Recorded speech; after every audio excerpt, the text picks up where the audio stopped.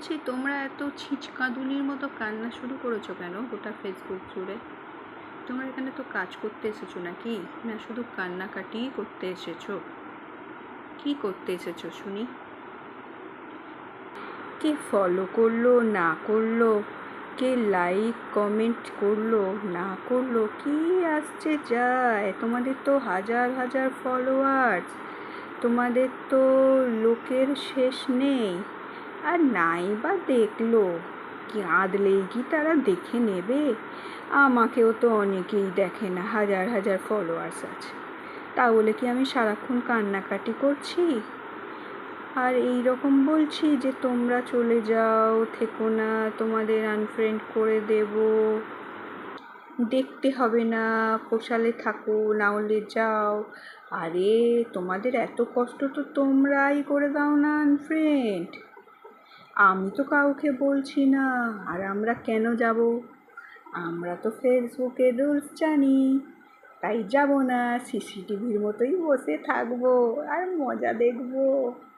আচ্ছা, তোমাদেরও তো হাজার হাজার ফলোয়ার্স আছে, তা বলে তোমরা সবাইকে একদম লাইক কমেন্টে ভরিয়ে দাও? দেখাও তো দেখি কত লাইক কমেন্ট করো।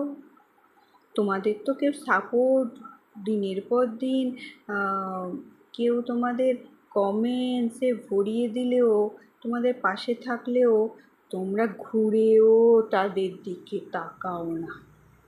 তাহলে এত বড় বড় কথাগুলো কোথার থেকে আসে শুনি? নিজেদের উপর একটু কনফিডেন্স নেই, শুধু লোকেদের উপরেই ছেড়ে রেখে দিয়েছ।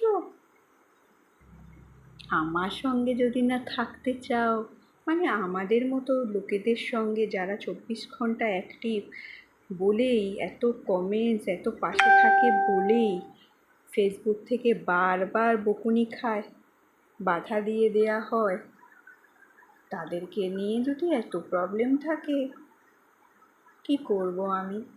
আমি কিছু করতে পারবো না, যা করার তুমিই করো। আর আমার মতো মিথ্যে কথা বললে ফেসবুক কিন্তু ধরে নেবে। আমি কিন্তু মিথ্যে বলি না, আমার যেটা হচ্ছে সেটা সত্যিই হচ্ছে। কিন্তু তোমাদেরগুলো ফেসবুক ঠিক ধরে নেবে কিন্তু। নেগেটিভ ভাবনা চিন্তা ত্যাগ করে দাও। আর ঝগড়াঝাটি লড়াই এসব করবার এইখানে সময় নয়।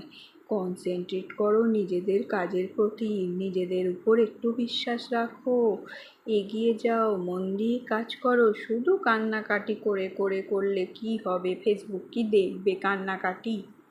তোমরা নিজেরা কি করছো একবার দেখো তো, লোকের দিকে আঙুল তোলার আগে। বলো কিন্তু সবাই, হ্যাঁ?